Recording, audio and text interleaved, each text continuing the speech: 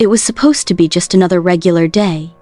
Morning coffee, unanswered emails, the background noise of a life pretending to be okay. Then my phone buzzed. Just one notification, one message that split my world in half.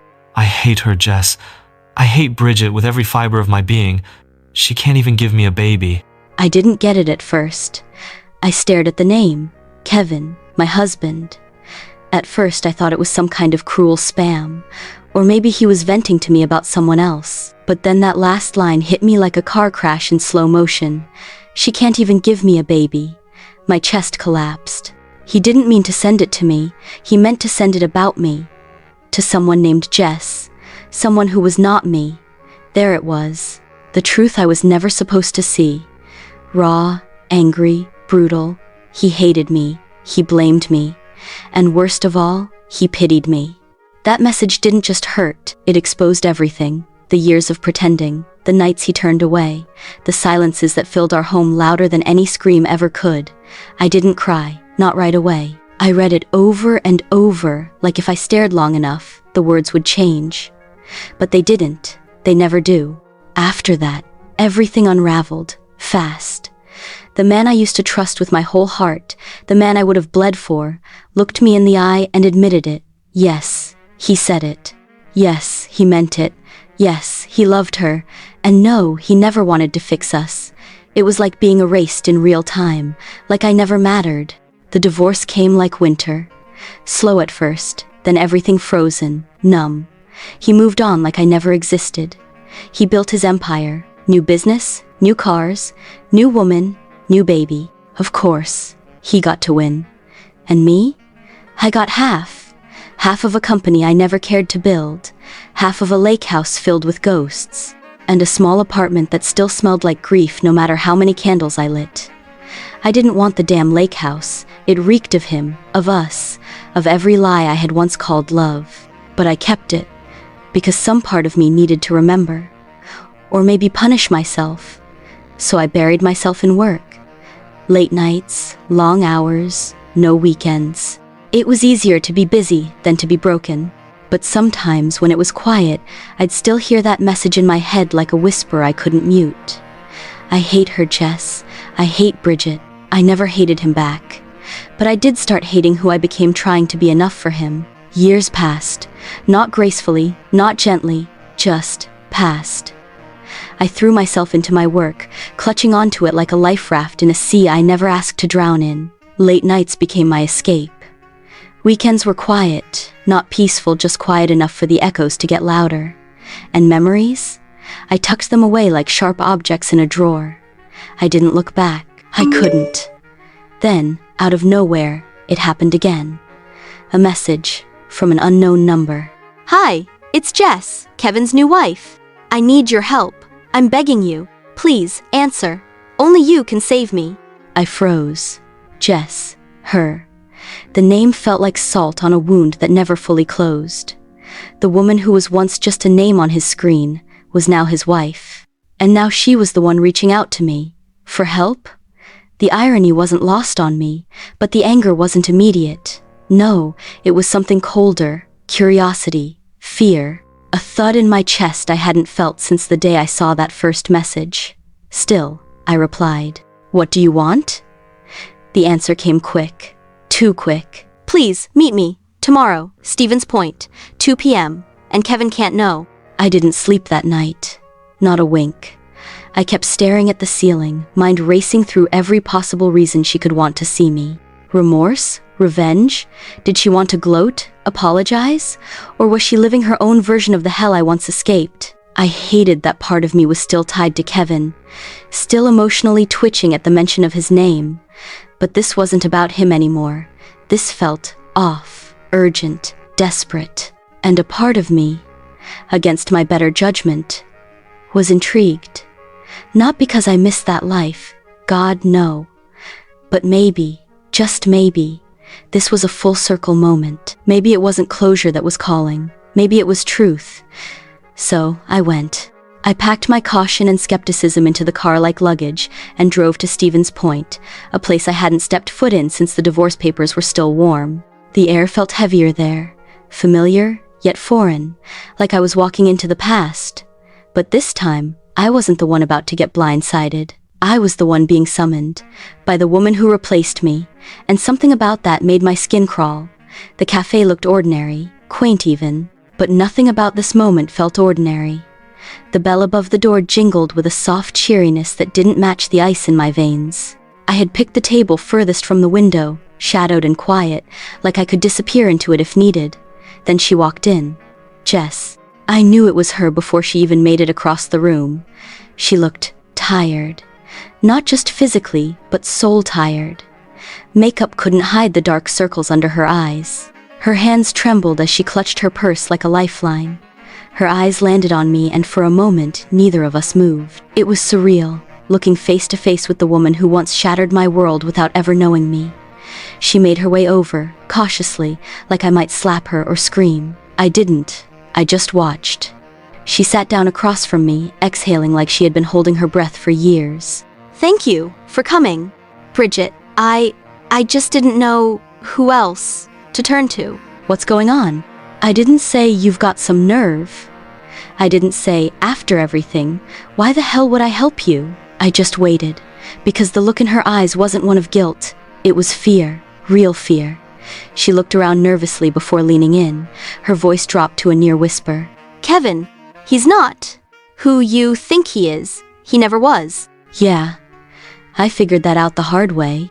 No, I mean it. You think you know Kevin, but the man I live with, it's like he's someone else entirely.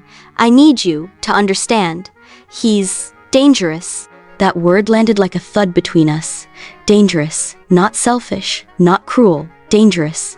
Suddenly, this wasn't about closure, or regret, or even karma. This was a warning, and I had a sinking feeling. The worst was still to come. Jess looked down for a long time. Her hands trembled as she twisted her wedding ring like it was suffocating her finger, and then she said it. I'm pregnant with Kevin's baby. The words didn't hit me like a slap. They landed more like a slow bruise, one that deepened with every second of silence between us. I blinked. Once, twice, let it sink in. Of course she was pregnant. The thing I was once blamed for not being able to give him, she had. I waited for the twist, because there's always a twist with Kevin. And? Why are you really here? He doesn't want the baby. He told me I have to get rid of it. He says the divorce cost him too much, and he can't afford a child right now. There it was, the twist. Not shocking, just sickening. I clenched my jaw as old wounds flared open in real time. What exactly do you expect me to do? Maybe if you gave back some of the settlement, the money, the house, maybe then he wouldn't be so angry. Maybe he'd let me keep the baby. For a second, I couldn't even respond. I just stared at her, trying to figure out if I had heard that right. She wanted me to pay him, to pay my abuser. Again, so he might spare her. Anger, pity, disgust. It all tangled up in my throat like thorns. Jess, do you hear yourself? She flinched. You're asking me to save you, by giving more to the man who broke both of us. I didn't know what else to do. I thought maybe you'd understand. Oh, I understood all too well.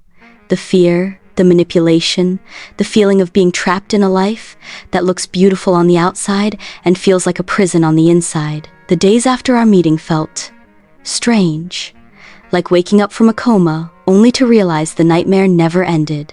It just evolved. I couldn't shake the image of Jess, hunched over that cafe table, begging for help with the same tear-streaked face I once wore in the mirror.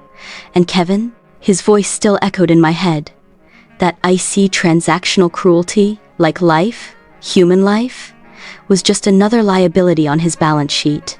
I didn't want to feel anything for Jess. But I did. Not just sympathy, rage. A protective kind of fury I didn't know I still had in me. If Kevin was going to keep discarding lives like they were replaceable, then it was time he became the one losing something. I called her the next day. It's Bridget. I've been thinking, and I want to help. Oh my God. Thank you, Bridget. I don't know what to say. But not in the way you expect. Kevin doesn't love you, Jess. If he did, he wouldn't ask you to choose between him and your child. This isn't about money. It never was. It's about control. That baby is an inconvenience to him, not a miracle. And if that doesn't wake you up, I don't know what will. She was silent, long enough for me to wonder if she'd hang up. But then, Yes, I understand.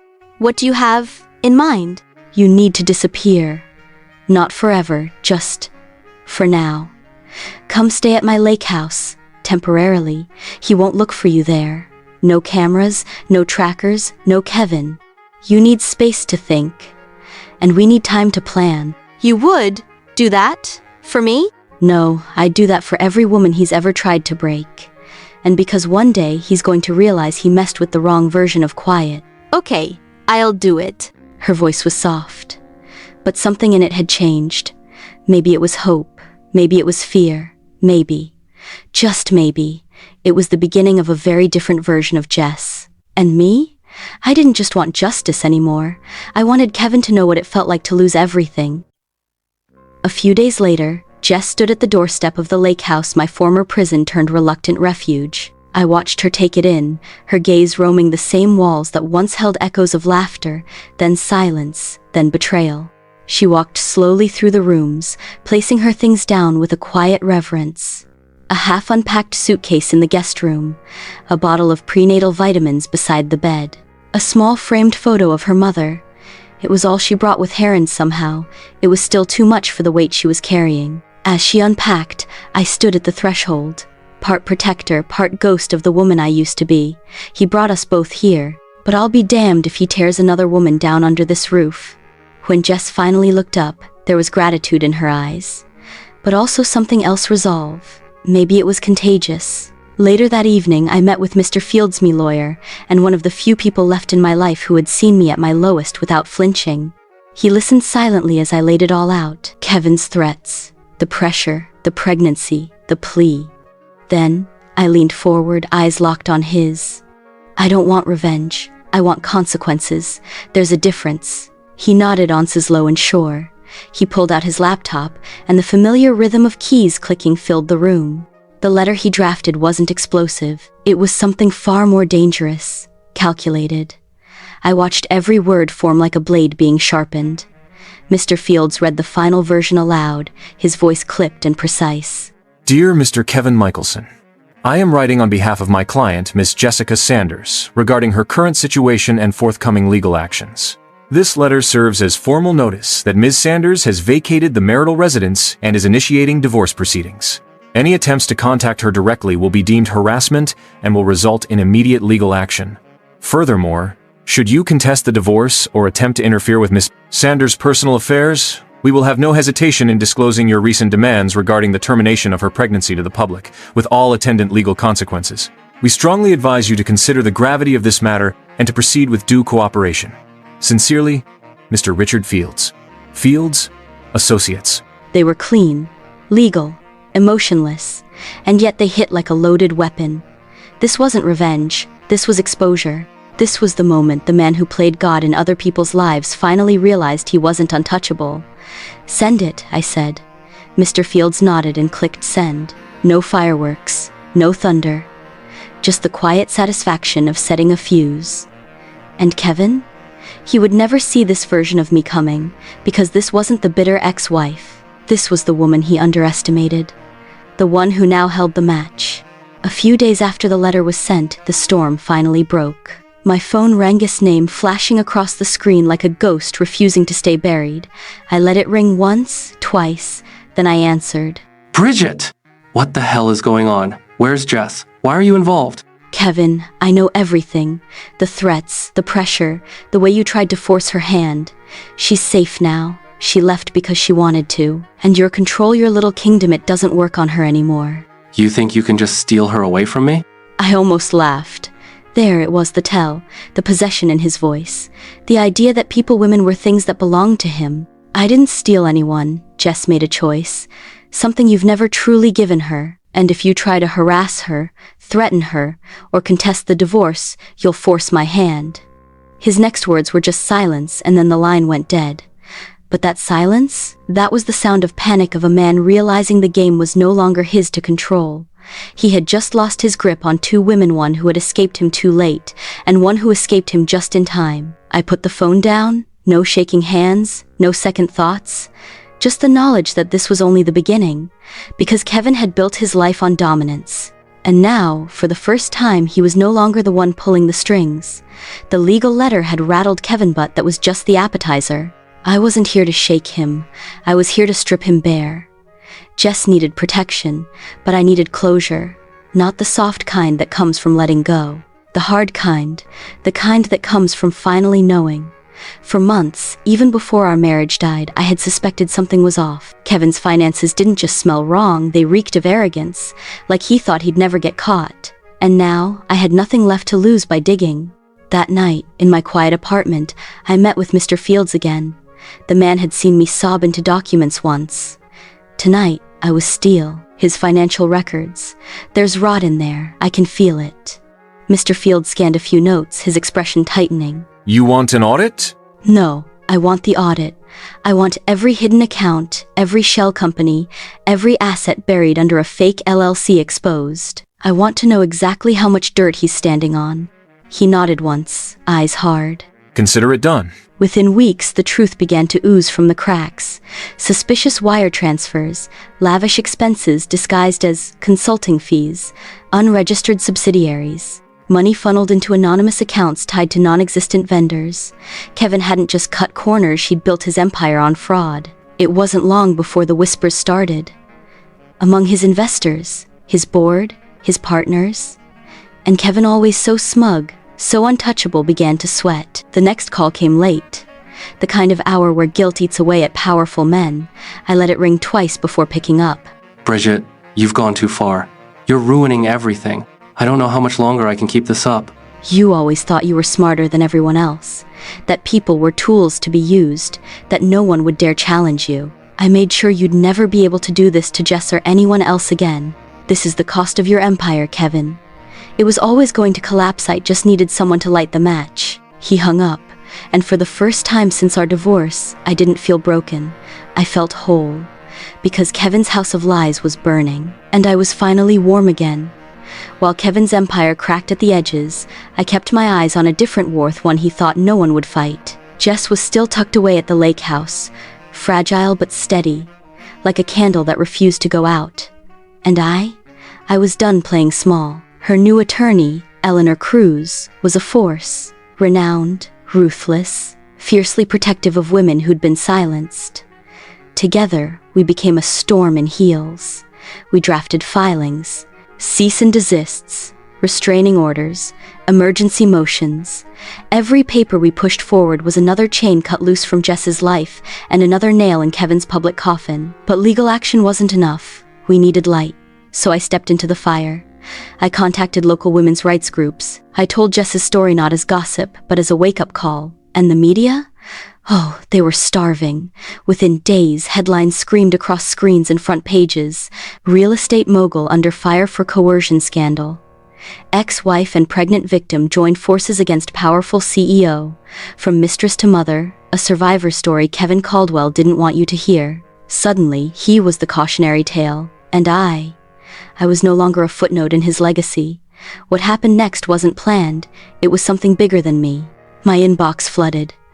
So many women shared their stories. The patterns were horrifyingly familiar. Gaslighting, control, threats, silence. They didn't just thank me. They joined me. Instagram reels, TikTok duets, hashtags. It became a movement draw. Loud, relentless. Not just justice for Jess. Not just vengeance for me. This became justice for them all. I watched the numbers grow, I read every message, and for the first time in what felt like forever, I didn't feel alone. Not in grief, not in rage, not in hope. There, in the eye of the storm, I found something I never expected. A sisterhood of survivors. Strangers who became soldiers, wounds that became war cries, and a single shared truth echoing louder by the day. He doesn't get to win anymore. By now, Kevin's public image was hanging by a thread. But I wasn't interested in fraying it. I was ready to sever it. Jess was safe, the legal gears were turning, and the movement we'd accidentally sparked was growing louder by the hour. But there was one last move to make. the final blow, and I wanted it to be surgical. So I began collecting everything, the receipts literal and metaphorical. Email chains, voice recordings, financial statements, witness testimonies from former employees who'd quietly walked away with secrets. Even an audio file of Kevin drunkenly berating Jess on a call she'd secretly recorded, his words slurred but venomous. Every night, I sorted through the evidence like someone studying their scars. And God, there were so many. That original message, the one where he mistook me for Jess and confessed his hatred for Miss Still, lived on my phone. I'd never deleted it. It was the match that started the fire, and it was about to become the kindling for his collapse. Mr. Fields met me one last time. He wore the same calm expression he always did, but even he knew this was different. We sat in silence as he typed, each keystroke deliberate, final. To Mr. Kevin Michelson, this letter constitutes your final notice of impending legal action, media disclosure, and court intervention.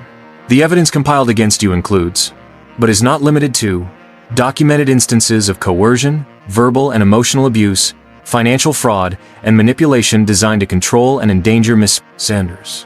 Should you attempt to retaliate, interfere with Ms. Sanders' legal autonomy, or continue any form of intimidation directly or indirectly, we are prepared to release all evidence to proceed with a civil suit and trigger a full criminal investigation. This is not a negotiation. This is your reckoning. Signed, Richard Fields, Esquire.